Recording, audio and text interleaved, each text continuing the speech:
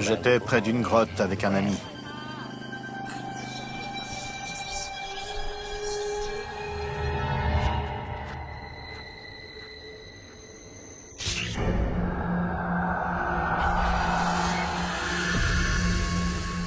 J'ai eu la chair de poule, j'avais très froid.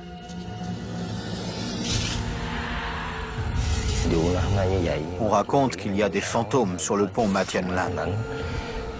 Je crois que j'en ai vu un. J'adore ce genre d'histoire, les histoires de fantômes. Beaucoup de gens ont été torturés, beaucoup sont morts. On a entendu une voix. Les histoires sur des endroits soi-disant interdits, déconseillés.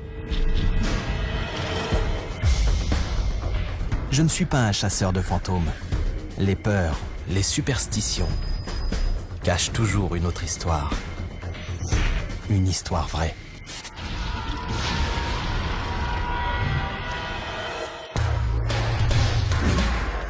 Que s'est-il vraiment passé ici?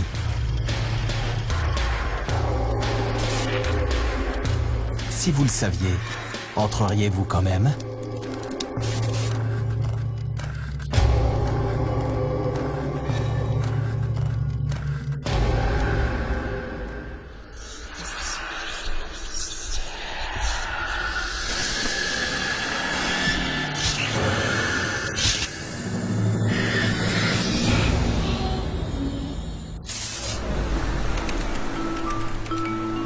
L'archipel de Con Dao, au Vietnam, est composé de 16 îles et se situe en mer de Chine méridionale.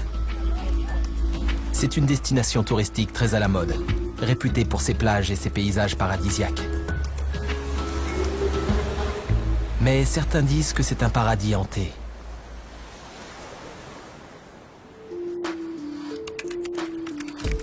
Je m'appelle Robert Joe. Je suis blogueur et explorateur urbain. Je ne crois pas aux fantômes. Par contre, je crois que certains lieux inspirent un nombre incalculable d'histoires de fantômes. Et je crois que ces histoires ont une part de vérité enfouie dans le passé.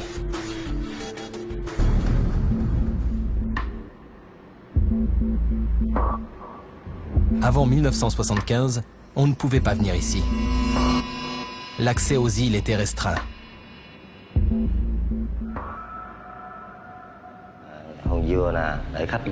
C'était une zone interdite.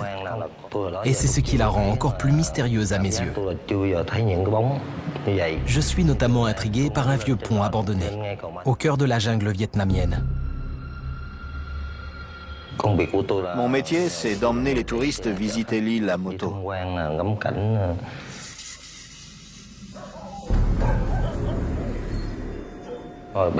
Mon ami Tohan habite en ville. Il m'a demandé de l'emmener au pont Matian Lan pour boire un coup. On voyait bien la lune et les étoiles. C'était magnifique.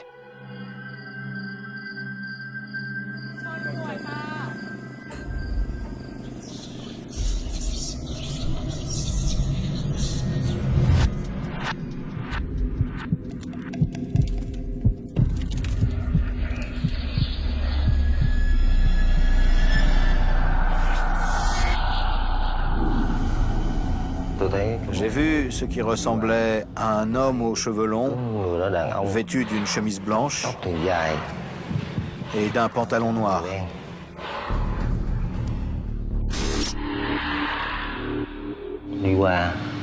Il a regardé de notre côté, puis s'est dirigé vers la grotte.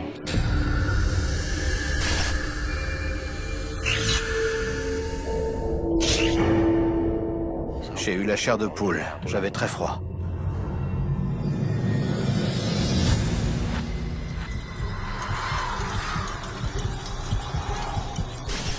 On raconte qu'il y a des fantômes sur le pont Matian Lan.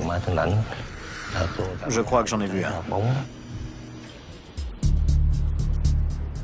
Monsieur Soon se serait retrouvé face à face avec un fantôme sur le pont de Matian Lan.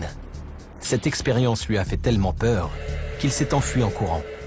Ce pont aurait-il quelque chose de spécial?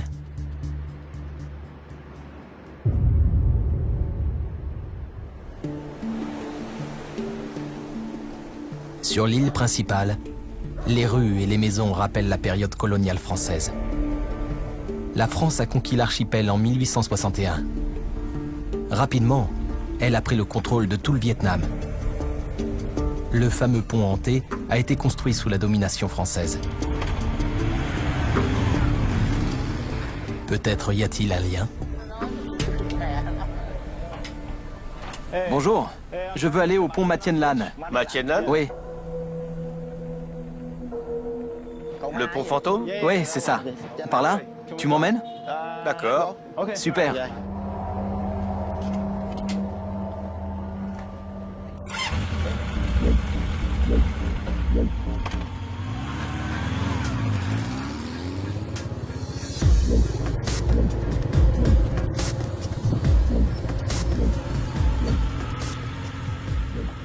C'est ça?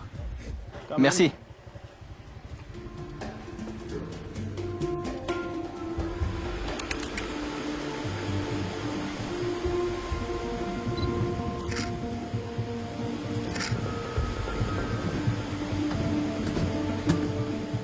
Le pont est bizarrement situé. Il se trouve en plein milieu de la jungle et ne semble mener nulle part. Ça ne ressemble même pas à un pont. J'ai déjà parcouru une bonne partie du pont, si on peut appeler ça comme ça. Apparemment, c'est ici que M. Soon a été témoin d'une apparition. Il a vu une silhouette le traverser puis disparaître dans la montagne. Le pont s'arrête juste là. Il ne va pas plus loin. Mais il y a sûrement quelque chose qui vaut le coup d'œil là-haut. Pourquoi ce pont est-il resté inachevé? Est-ce une terre sacrée? Ou le lieu d'une horrible tragédie? Soudain, j'aperçois une plaque. Le pont a été construit par des prisonniers, contraints de travailler dans des conditions déplorables. Beaucoup sont morts. Apparemment, 356 prisonniers ont péri pendant la construction, à cause des conditions de travail, de la faim et des maladies. Pour les superstitieux, les prisonniers morts dans de telles circonstances auraient de bonnes raisons de hanter les lieux.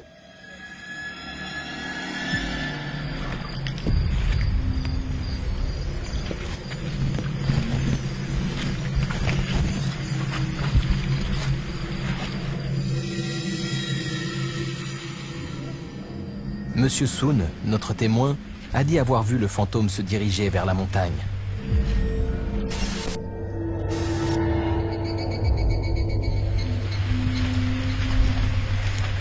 Je me demande si le chemin mène quelque part.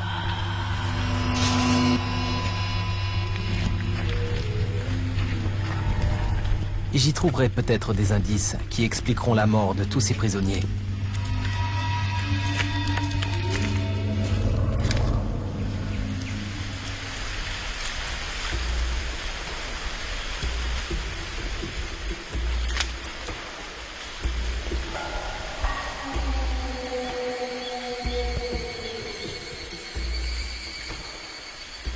Je marche depuis un bon bout de temps.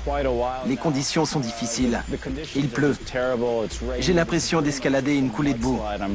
C'est pénible et pourtant, je n'ai qu'un malheureux sac à dos. Alors, imaginez les bagnards qui gravissaient la montagne sur un chemin de ce genre. Ils transportaient des objets lourds, des matériaux de construction et j'en passe. Ça devait être encore plus dangereux. Plus je m'enfonce dans la jungle, et plus le terrain devient accidenté. Le chemin ne débouche sur rien. La montagne semble vouloir garder son secret.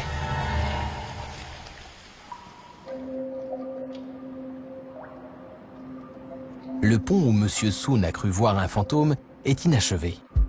Au fil de mon enquête, j'ai découvert pourquoi les locaux l'appellent le pont fantôme. Plus de 350 ouvriers ont perdu la vie pendant sa construction. Mais je ne sais toujours pas pourquoi les Français ont forcé ces hommes à le construire.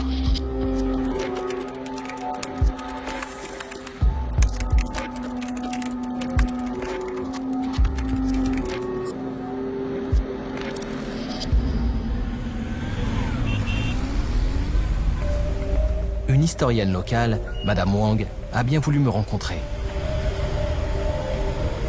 Elle a laissé entendre que l'histoire du pont Ma Tien Lan ne s'arrêtait pas là et tient à me montrer quelque chose. En guise de travaux forcés, il paraît que les bagnards construisaient un pont. Dans quel but?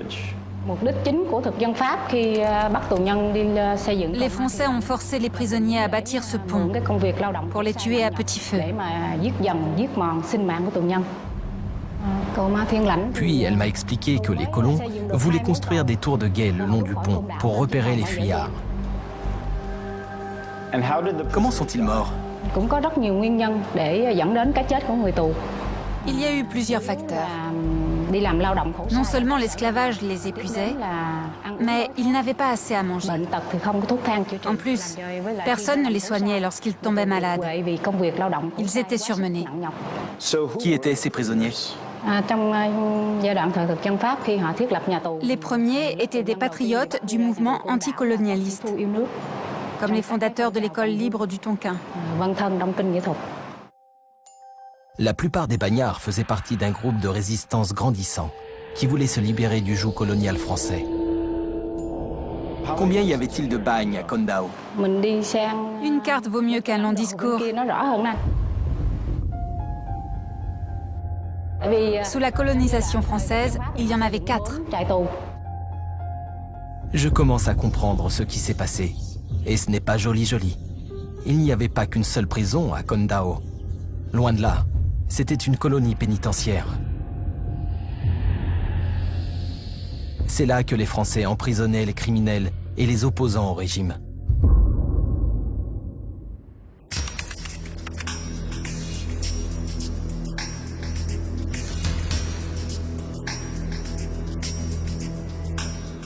Les colons français ont construit 4 prisons sur une période de 100 ans.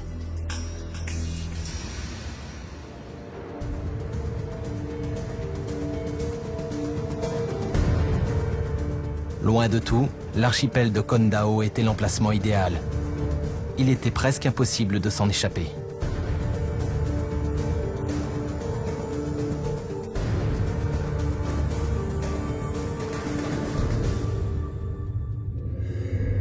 Travail forcé. Conditions de vie insoutenables. Pas étonnant que, d'après certains, les fantômes des prisonniers morts ici continuent de hanter les lieux.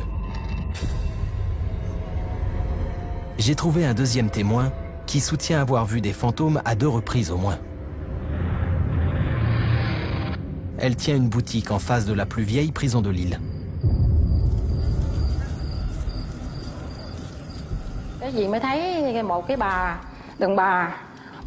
Un jour, j'ai vu une jeune femme marcher sur le muret.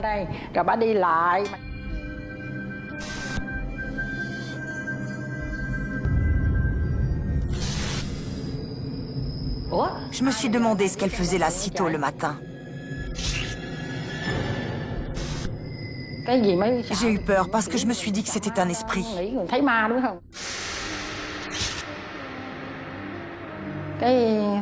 Je n'en ai pas parlé à mon fils pour éviter de l'effrayer.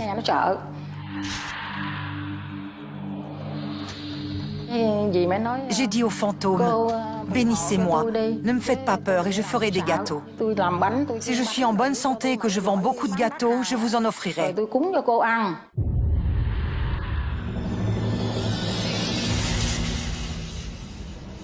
Madame Nam pense avoir vu un esprit affamé. Elle semble convaincue que le sombre passé de l'île attire les revenants. Et je vais bientôt savoir pourquoi.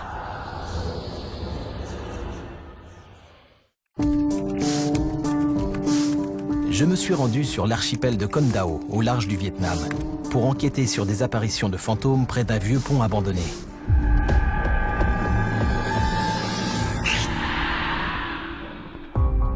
Ce pont a été construit par des détenus condamnés aux travaux forcés. Plusieurs centaines y ont laissé la vie. Mais ce n'est rien comparé aux milliers de gens que les Français ont mis derrière les barreaux sur cette île. Les prisonniers politiques y côtoyaient les simples criminels. Beaucoup sont morts de maladie ou de faim. Près du plus ancien des 4 bagnes, une commerçante dit avoir fait 2 rencontres paranormales. Selon elle, Les esprits apparaissent toujours pour la même raison. Ils sont affamés.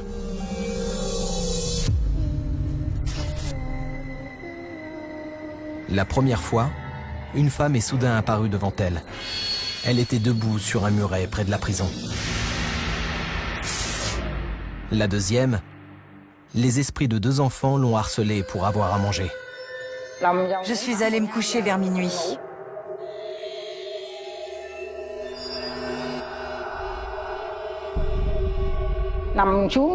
J'ai aperçu 2 petits garçons. Ils étaient torse nus et portaient des bermudas noirs.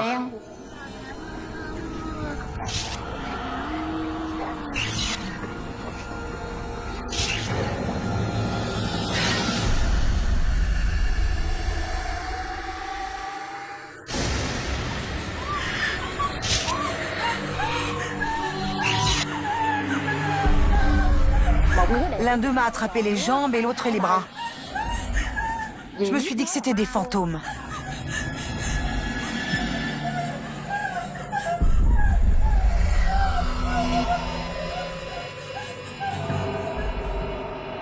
Si tu me donnes des bonbons, je te lâcherai.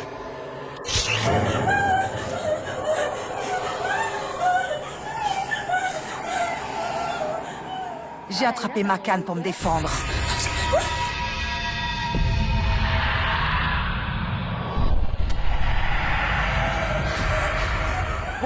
Je l'ai frappé à la tête, alors il m'a libéré. Puis il m'a dit...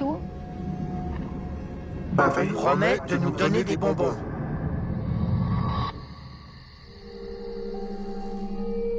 Les esprits vivaient ici avant que j'arrive en 1978. Beaucoup d'habitants et de soldats sont morts ici. C'est pour ça que les lieux sont hantés.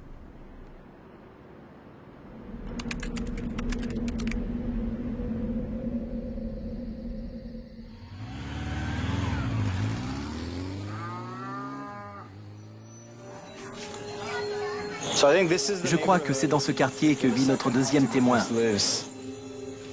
Ça doit être la boutique dont elle m'a parlé.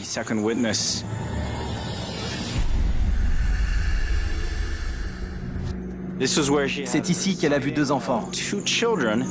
Ils lui ont demandé à manger, des bonbons ou des gâteaux, je crois. Et puis ils ont disparu.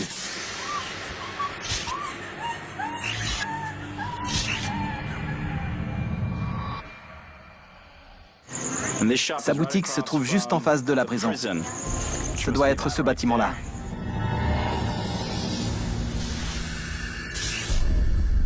Je vais essayer d'y entrer.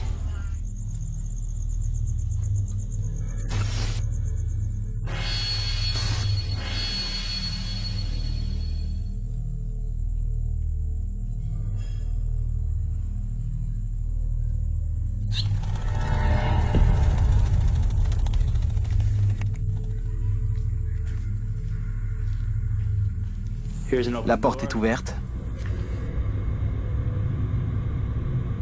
On dirait une sorte de sanctuaire.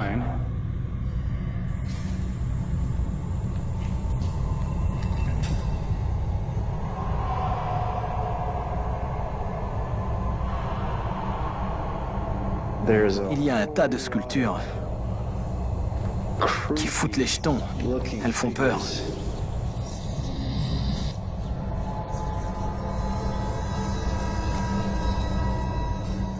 Ce sont des prisonniers.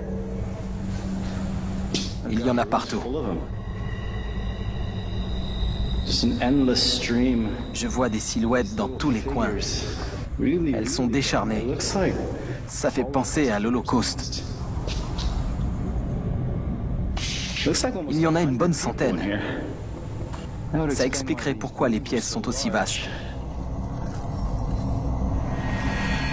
Ils sont enchaînés à une longue barre de fer. C'est la même pour tout le monde.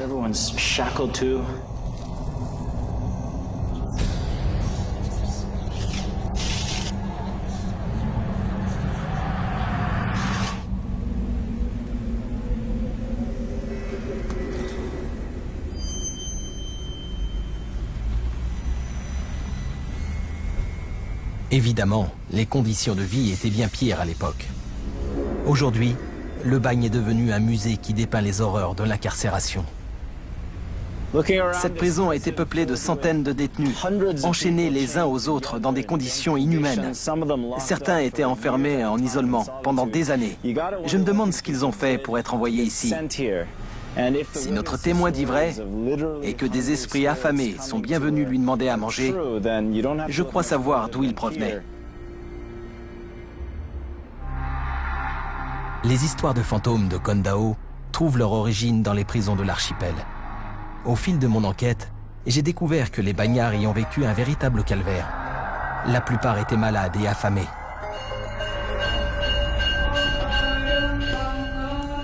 J'ai demandé à ce qu'on m'explique pourquoi les gens croient que les âmes des défunts hantent encore ces lieux.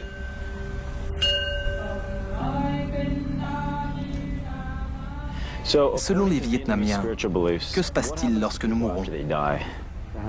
D'après ce que je sais du bouddhisme, si quelqu'un meurt de faim, son âme sera affamée pour l'éternité. S'il meurt rassasié, alors son âme le sera aussi. S'il a été torturé avant de mourir, son âme sera tourmentée. Son esprit ressentira la douleur jusqu'à la nuit des temps. Les prisonniers de Kondao sont morts injustement, sans raison. Seuls ceux qui ont des pouvoirs spirituels peuvent effectuer les rituels qui les aideront à se réincarner. Les soldats morts à Kondao ont été victimes d'une injustice et n'ont pas pu être réincarnés. Les Vietnamiens pensent que leurs âmes continuent d'errer ici.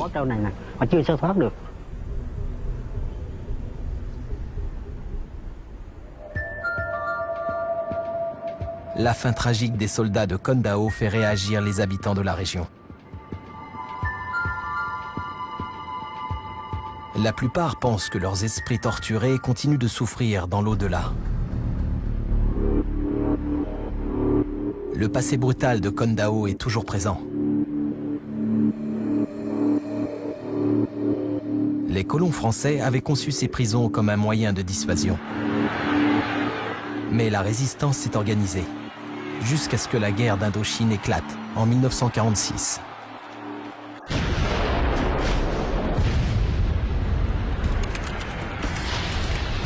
Nul ne connaît le nombre exact de victimes, mais il est estimé à plusieurs centaines de milliers. Le conflit couvait depuis longtemps. Peu importe le nombre de dissidents emprisonnés à Kondao, les Français ne pouvaient pas renverser la vapeur. Madame Van est historienne. Les prisonniers enfermés ici à l'époque n'ont plus de secret pour elle. Quel genre de crime les détenus de Kondao avaient-ils commis? C'était des civils ou des soldats accusés de vol, de cambriolage ou de meurtre. Ils étaient condamnés à des peines de 1 à 10 ans. Les peines des prisonniers politiques étaient de 5, 10 ou 15 ans. Certains étaient condamnés aux travaux forcés à vie. La peine maximale, c'était la condamnation à mort. Qui était condamné à mort? Sous la colonisation française, seuls les détenus masculins étaient exécutés.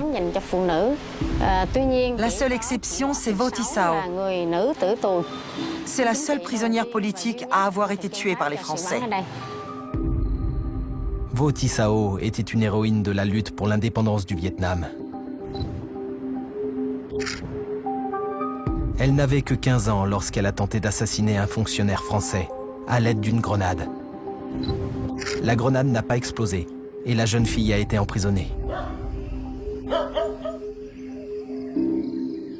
4 ans plus tard, les colons l'ont transférée à Kondao, où elle a été tuée par un peloton d'exécution. Elle n'avait que 19 ans. Imaginez, vous avez 19 ans et vous passez votre dernière nuit sur Terre dans cette cellule. C'est précisément ce qui est arrivé à Vo Thi Sao. Bien sûr, c'est une figure révolutionnaire. Mais en fin de compte, ce n'est encore qu'une toute jeune femme qui a passé les dernières heures de sa vie dans une petite pièce sombre.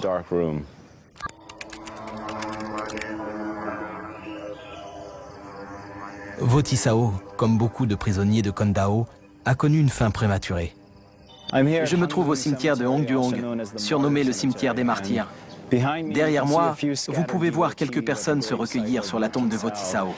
Ses admirateurs viennent des 4 coins du Vietnam pour lui rendre hommage. Il paraît que son esprit apparaît aux alentours de minuit.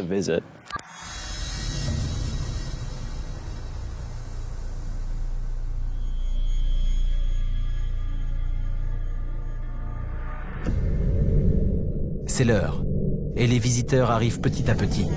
Je veux savoir pour quelles raisons ils ont fait le voyage jusqu'ici.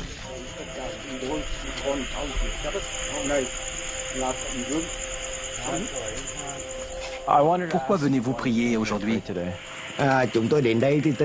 Nous espérons que Sœur Sao nous bénira. Nous avons combattu à la même époque. Lorsqu'elle s'est sacrifiée avec héroïsme sur cette île, nous nous battions dans une autre région. C'est pour ça que nous ne l'avons pas rencontrée. Aujourd'hui, nous venons lui rendre visite en espérant qu'elle nous apportera la santé et la chance au cours de ce voyage. On comprend facilement l'intérêt que peut susciter l'histoire de Vo Thi Sao. Les Vietnamiens viennent de tout le pays pour lui adresser leurs prières. Cette jeune femme est morte. Elle a même été exécutée pour avoir défié avec héroïsme une force d'occupation étrangère extrêmement puissante. Pas étonnant qu'elle soit devenue un symbole de leur indépendance.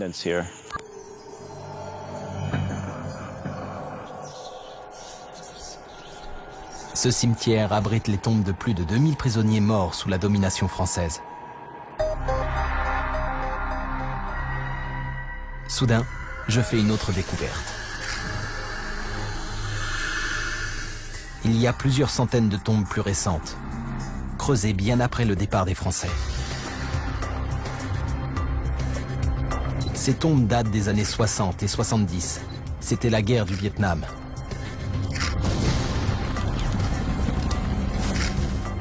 Les souffrances endurées sous l'occupation française n'étaient que la partie émergée de l'iceberg. La guerre du Vietnam a aussi apporté son lot d'horreurs et d'histoires de revenants.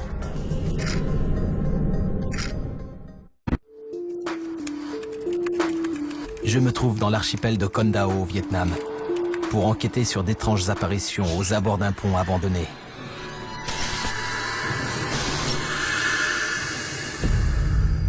Ce pont a été construit par des prisonniers condamnés aux travaux forcés.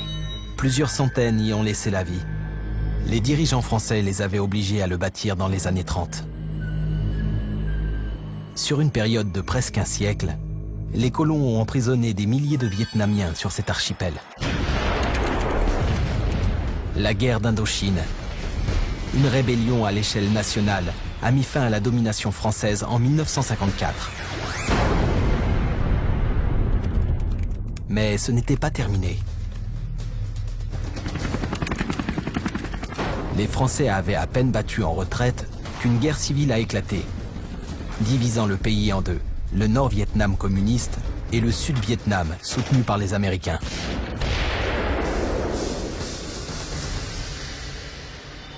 Je veux en savoir plus sur le sort des prisonniers pendant la guerre du Vietnam. Je vais fouiller dans le passé de l'archipel pour découvrir ce qui leur est arrivé de leur vivant.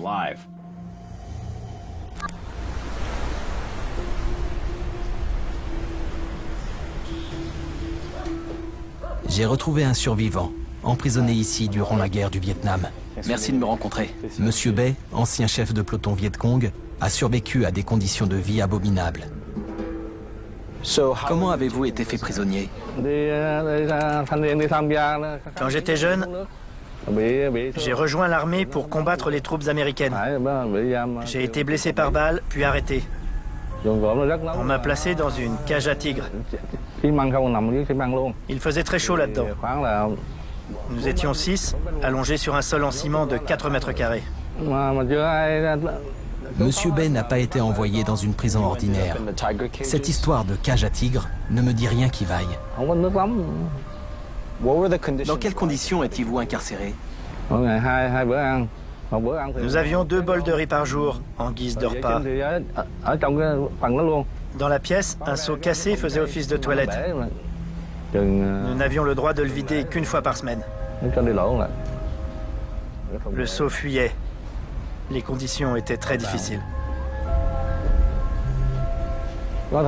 C'était vraiment l'enfer sur Terre. J'avais toujours le ventre vide. On ne mangeait jamais de légumes. Il n'y a pas de pire endroit sur Terre.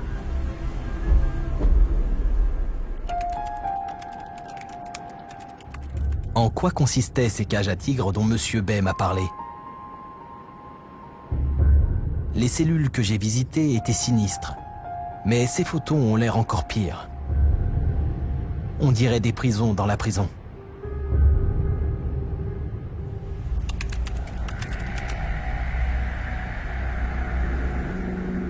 Je décide de partir à leur recherche. Je crois savoir pourquoi elles étaient tenues secrètes. À première vue, ça ressemble à une prison vietnamienne, comme tant d'autres. J'en ai croisé plusieurs comme ça, avec le fameux toit rouge. On dirait qu'il y a 3 ou 4 bâtiments. Bon, la porte est verrouillée.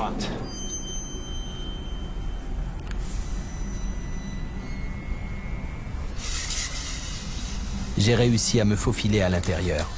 Mais si ces cages à tigres existent vraiment, elles sont bien cachées. Soudain, une nouvelle piste se dessine. Don Luce était interprète pour une mission d'enquête du Congrès américain lorsque les cellules secrètes ont été découvertes en 1970. Un ancien prisonnier lui avait parlé des cages et lui avait dessiné un plan. Pourquoi sont-elles si difficiles à trouver? Il y a une entrée secrète? Il faut entrer par la porte principale, tourner à droite, longer les murs de la prison et ensuite tourner à gauche. Encore des murs de chaque côté. Puis on tombe sur une toute petite porte qui passerait presque inaperçue. D'après la carte que Moy nous avait dessinée, c'est par là qu'il fallait passer pour voir les cages. Le colonel Veil n'arrêtait pas de dire que la porte était verrouillée et qu'il fallait faire le tour. Mais on savait que si on faisait ça, on ne trouverait jamais les cages. Vous pouvez me les décrire? J'ai tout de suite été frappé par la chaleur étouffante, parce que chaque cage était recouverte d'une plaque en tôle. Il faisait tellement chaud. En dessous, les prisonniers suppliaient pour avoir de l'eau. Ils avaient tous des escarres. L'odeur était insupportable.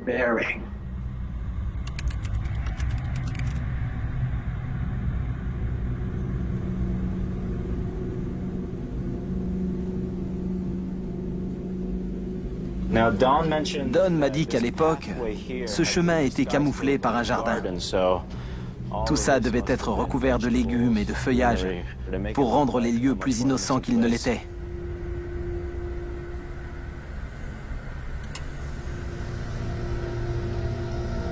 Ça doit être la porte qui mène aux cages.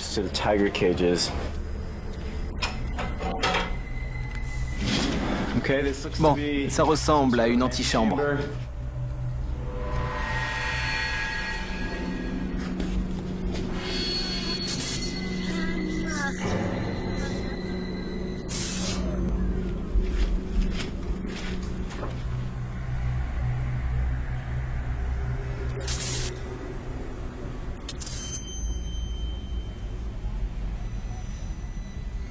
Là, on est sûrement dans le bâtiment principal.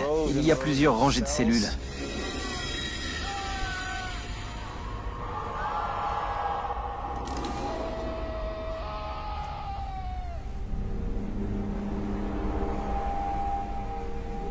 Je crois que j'ai trouvé l'un des solariums dont me parlait Don. Regardez, cette cellule à ciel ouvert. Vous étiez exposé à la chaleur et aux rayons du soleil, comme ce prisonnier. D'après la carte de Don, les cages se trouvaient tout près des solariums.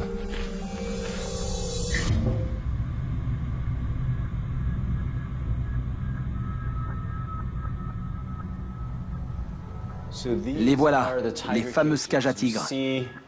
On voit bien les plafonds grillagés, sur lesquels les gardiens faisaient visiblement des allers-retours. Cette cellule est minuscule. Tout au fond, on retrouve les chaînes qu'on utilisait dans la plupart des prisons vietnamiennes. D'après ce que j'ai compris, il y avait une entrave par détenu, une jambe chacun. Les Français ont construit ces cages en 1940 pour y enfermer les prisonniers les plus rebelles.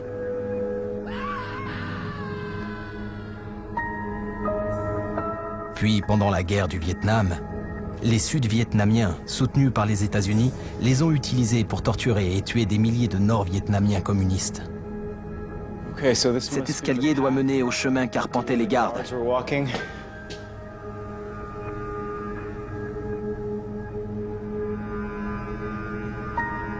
Tous ces gens en dessous. Chaque cage est numérotée. Ça va jusqu'à 60 de ce côté. Je suppose qu'il y en a 30 par ici et 30 par là. 7 prisonniers par cage, il y en a 60, ça fait 420 détenus. Si je me suis pas trompé.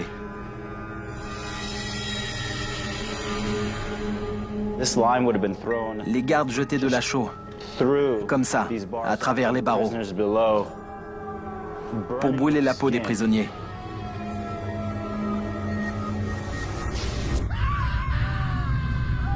Ces conditions de détention épouvantables ont été rendues publiques en juillet 1970. Le magazine Life a décidé de publier les photos prises par le sénateur Tom Harkin, qui, comme Don Luce, faisait partie de la mission du Congrès. Ces images ont choqué le monde entier, tout comme la révélation que de nombreux prisonniers n'étaient même pas des Viet Cong, mais des étudiants et des bouddhistes qui avaient dénoncé l'autoritarisme du gouvernement sud-vietnamien. Les cages ont fini par être détruites. Mais des milliers de prisonniers y ont souffert. Et beaucoup sont morts dans ces petites cellules. Voici tout ce qui reste des cages à tigres françaises. Les Américains les ont détruites après le scandale de 1970, lorsqu'elles ont été découvertes.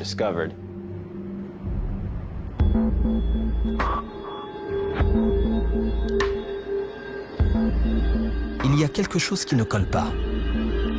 Les cages que je viens de voir ont été détruites par les Américains en 1970. Or, M. Bay m'a dit avoir été emprisonné jusqu'en 1975. Comment est-ce possible? D'autres cages sont-elles encore cachées?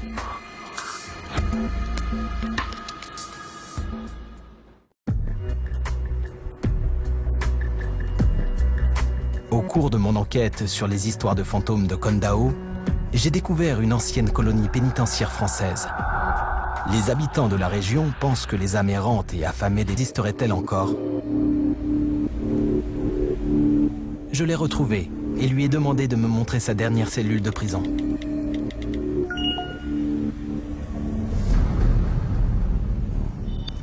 Quand je l'ai interrogé l'autre jour, je n'avais pas compris que les cages à tigres dont il me parlait avaient été construites par les Américains après 1970.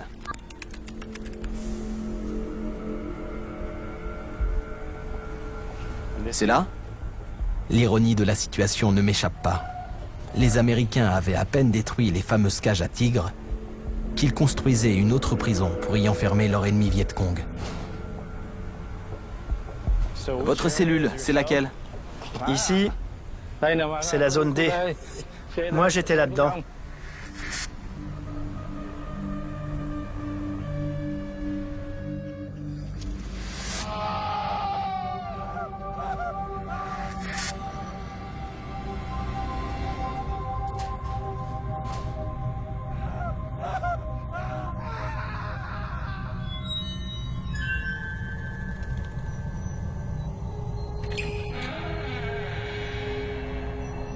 Ici, c'était votre cellule? Oui, c'est ça. On y vivait à 6. Il n'y avait pas de ventilateur. Alors pour avoir moins chaud la nuit, on utilisait un bout de carton en guise d'éventail. On se relayait pour le tenir. On faisait le geste 1000 fois chacun. Comme on n'avait pas d'horloge, il fallait compter jusqu'au lever du soleil. C'est quoi ça?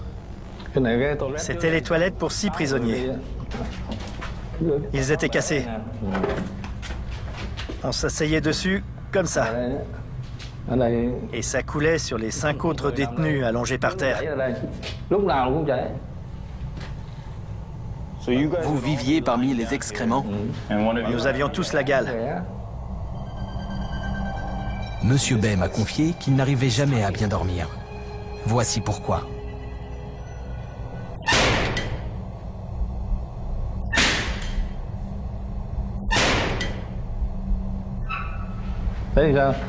S'il faisait ça dans la pièce d'à côté, on l'entendait aussi.